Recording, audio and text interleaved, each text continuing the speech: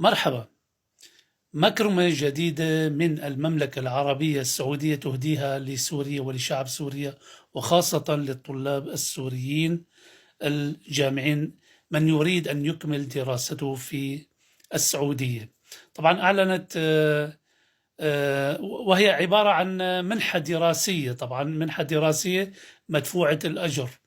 وأعلنت وزارة التعليم العالي والبحث العلمي في سوريا بأنها تلقت دعوة لمنح دراسية من أجل السوري، وخاصة طلاب السوريين من يريد إكمال دراسته في المملكة العربية السعودية. طبعا الأعمار ما بين 17 إلى غاية 25 26 سنة.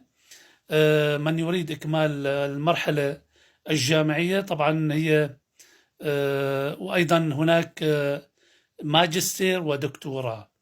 طبعا من يريد أن يسجل عبر البريد الإلكتروني الموجود على الإنترنت، في رابط معين في بريد إلكتروني بتدخل بتسجل بياناتك، شو دارس، شو بتحب، شو كذا، وين أنت، من أي دولة، طبعا حصل السوريين من أي دولة أنت قادم، وإلى آخره.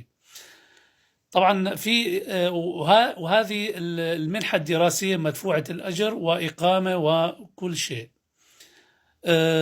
طبعا من يريد أن يسجل متابعة المراحل الجامعية هي لغاية 14/6/2025، ومن يريد أن يتابع دراسات عليا مثل الماجستير والدكتوراه هي 26 أو 30، على ما أعتقد 30/10/2025. هذه المنح الدراسية هي مكرمة من السعودية، والله يجزاهم الخير. ودائما والله أهل السعودية أهل كرم وأهل خير، والله يطول بعمر راعيها الأمير محمد بن سلمان. شعب طيب، شعب مثقف، شعب رائع. وهذه المنحة الدراسية إن دلت تدل على الطيب والكرم والأخلاق والشهامة التي يتمتع بها الشعب السعودي. هذه المنحة هي أيضا يعني تعطي طابع وانطباع رائع وجدا، وهي متابعة التواصل بين الشعب السوري والشعب السعودي والشعب الخليجي بشكل عام.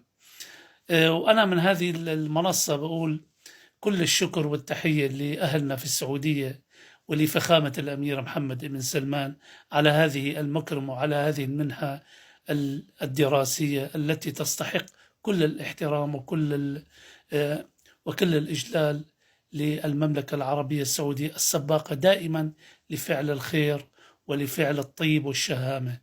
حياكم الله وشكرا لكم جميعا.